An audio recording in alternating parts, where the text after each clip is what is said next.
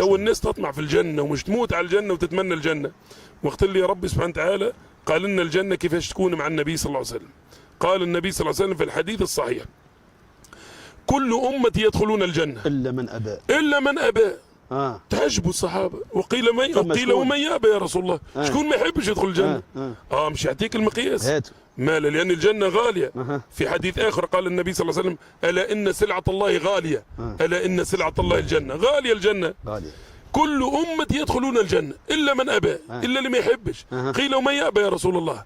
قال: من أطاعني دخل الجنة. الله أكبر. ومن عصاني فقد أبى. شوف أداب النبي صلى الله عليه وسلم، ما قالش ومن عصاني دخل النار.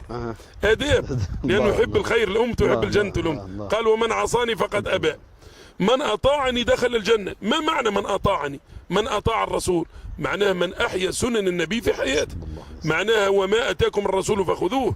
تحاول تكون حياتك أقرب ما يكون للنبي صلى الله عليه وسلم، تجعله هو القدوة صلى الله عليه وسلم، تحيي السنن في حياتك وحياة زوجتك وحياة صغيراتك، بإذن الله الجنة مضمونة.